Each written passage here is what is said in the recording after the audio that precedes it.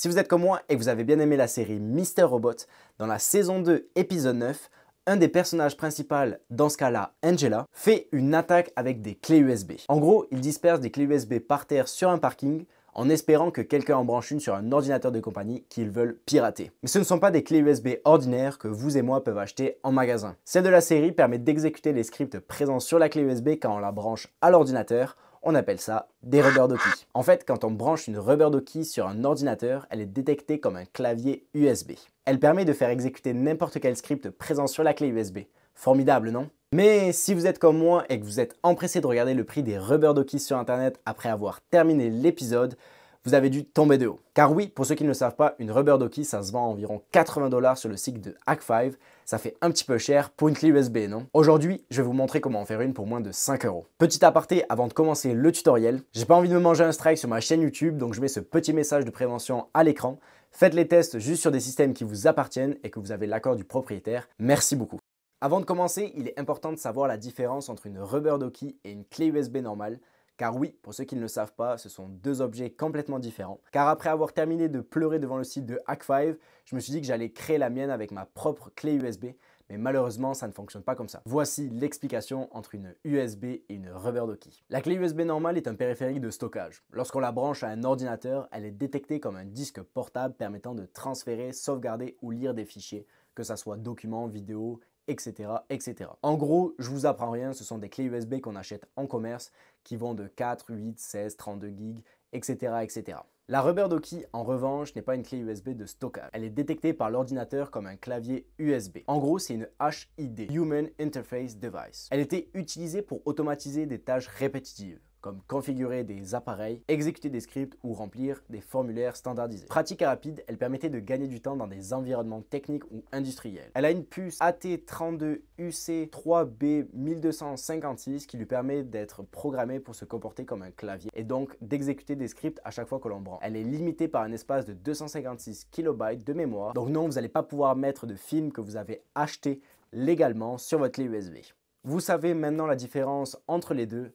Place au tutoriel. Pour ce qui est des liens directs, je vous mets tout dans la description, que ce soit du matériel à acheter ou même des logiciels qu'on va mentionner dans le futur.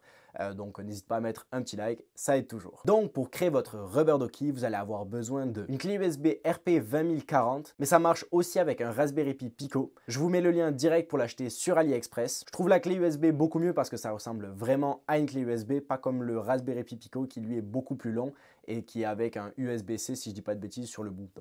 Donc moi je préfère largement la clé USB 20040. Quand je tourne la vidéo, la USB que j'achète sur AliExpress est à moins de 5 €. Donc m'incendiez pas en commentaire si le prix a changé.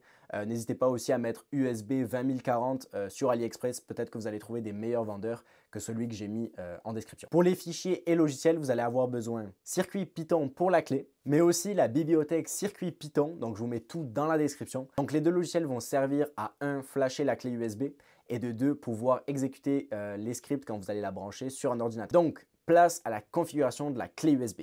Étape 1, vous allez installer circuit Python. Donc téléchargez la version compatible de circuit Python pour le Raspberry Pi sur le site officiel de Adafruit. Donc comme je l'ai dit, je mettrai tous les liens en description. Il va falloir mettre votre Raspberry Pi en mode bootloader. Donc comment ça marche? Maintenez le bouton Boot Shell enfoncé tout en branchant la clé à votre ordinateur. Une fois en mode bootloader, une unité nommée RPI-RP2 apparaîtra sur ton ordinateur. Glisse et dépose le fichier UF2 circuit Python téléchargé sur votre ordinateur. En gros, vous avez juste besoin de drag and drop le fichier sur votre clé USB. Ensuite, votre clé USB va redémarrer. Donc c'est normal que vous allez entendre comme si elle se déconnectait. Et dans quelques secondes, elle va se reconnecter avec un nouveau nom. Si tout a bien fonctionné, automatiquement, elle va changer de nom pour circuit PI. Ensuite, pour l'étape 2, vous allez avoir besoin de télécharger les bibliothèques nécessaires. Téléchargez les bibliothèques pour circuit Python à partir de Adafruit, circuit Python Bundle. Donc moi, j'ai pris la version numéro 9 parce que c'est celle-là qui fonctionnait avec ma USB. Donc essayez de faire des tests avec la version 9 et la version 8. Mais moi, pour mon exemple et avec la clé USB que j'ai achetée, ça marche juste avec la version numéro 9 parce que j'ai essayé avec la 8 et ça ne fonctionnait pas. Il va falloir copier le fichier Adafruit-HID au complet sur la clé USB dans le dossier LIB. Donc comme vous pouvez le voir à l'écran, il va falloir prendre tous les fichiers et les mettre directement sur la clé USB. Donc il va falloir juste copier le fichier Adafruit-HID sur votre clé USB dans le fichier LIB. juste le copier à la racine, tout le fichier à l'intérieur comme je le fais dans la vidéo et ça va fonctionner. Ensuite, moi ce que j'ai fait, c'est que j'ai demandé à ChatGPT de me créer un script qui va fonctionner avec ma clé USB. Vous pouvez faire de même ou sinon vous pouvez prendre le script que j'ai mis directement dans la description, ça marche aussi. Donc comme vous pouvez le voir sur votre clé USB, vous avez le fichier code.py. Donc c'est là-dedans qu'il va falloir modifier votre code pour que vous puissiez exécuter d'autres choses que ce que moi je montre à l'écran. Donc c'est là où est-ce que vous allez faire vos modifications pour pouvoir modifier le script de votre RubberDocky. Comme vous pouvez le voir, à chaque fois que je branche la clé USB, cela exécute le script que j'ai mis dessus.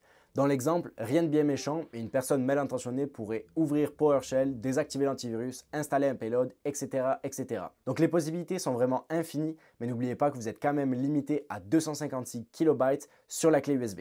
Donc ensuite, ce que je me suis dit, c'est que je pourrais faire une petite protection pour la rendre un petit peu plus clé USB normale. Donc ce que j'ai fait, c'est que j'ai imprimé avec mon imprimante 3D une petite case pour pouvoir mettre directement la clé USB, comme vous pouvez le voir à l'écran. Je vous mets aussi le lien en commentaire si vous voulez imprimer le même boîtier. Donc moi, mon imprimante, c'est de la marque Bamboo Lab, donc vous pouvez le faire avec n'importe quelle imprimante, mais moi c'est avec celle-ci que je l'ai faite. Et là vous êtes peut-être en train de vous demander, mais comment on peut faire pour se protéger de ce genre d'attaque? Peut-être qu'un jour vous aussi vous allez trouver une clé USB par terre ou même dans un parking et vous allez vous demander qu'est-ce qui se trouve à l'intérieur. Donc voici comment vous protéger tout en regardant le contenu de la clé USB. Premièrement, pour ceux qui sont en entreprise et qui doivent protéger des utilisateurs de ce genre d'attaque, je vous conseille de désactiver les ports USB qui ne sont pas utilisés. Il y a des solutions comme par exemple avec Intune qui fonctionnent très bien. Vous pouvez bloquer ou juste accepter un groupe de clés USB.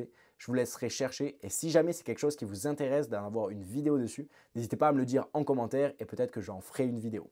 Ensuite, faire de la formation pour les utilisateurs, de leur dire de ne pas mettre tout et n'importe quoi sur leur machine. Peut-être que vous pourriez aussi prendre des clés USB, les mettre dans votre parking ou même dans votre entreprise et laisser voir si des utilisateurs commencent à brancher les clés USB sur les ordinateurs. Ça peut être un bon test.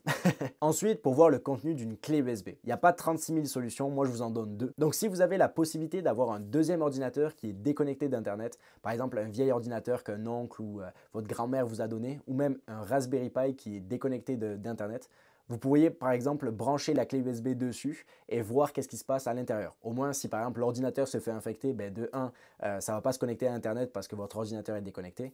Et de 2, c'est ça, si c'est un vieil ordinateur et qu'il n'y a rien dessus, au moins vos données ne vont pas être touchées. Donc ça peut être un conseil. Ou sinon vous pourriez très bien installer la solution de Tails sur une clé USB. Donc pour ceux qui ne le savent pas, c'est une distribution Linux qui est sur une clé USB et quand on la branche en fait, ça crée une nouvelle session sur l'ordinateur avec du coup Tails. Et si jamais on déconnecte l'ordinateur, ça supprime tout ce qu'il y a sur la clé USB. Mais du coup, c'est ça. J'en avais fait un short il y a quelques mois déjà. C'est vraiment une belle solution. Moi, je l'ai déjà utilisé 2-3 fois et c'est vraiment utile. Donc, si jamais vous pourriez créer une petite clé USB Tails et voir le contenu de la clé USB directement grâce à ça, au moins, vous n'allez pas impacter votre session actuelle, par exemple, que ce soit Windows ou Linux. N'hésitez pas aussi à me dire en commentaire si vous avez d'autres solutions comme celle-ci. Ça pourrait être toujours intéressante, même pour moi ou même pour ceux qui vont regarder la vidéo. Toujours utile d'avoir des gens qui ajoutent des commentaires à mes vidéos. Donc voilà. Si vous avez des problèmes avec l'installation du RubberDocky, n'hésitez pas à me le dire en commentaire et j'essaierai de vous aider au maximum avec ça. N'hésitez pas aussi à vous abonner et à mettre un like. On est de plus en plus nombreux et je vous remercie pour ça. Merci d'avoir regardé la vidéo. Nous, on se retrouve pour une prochaine. C'était Loïc. Salut!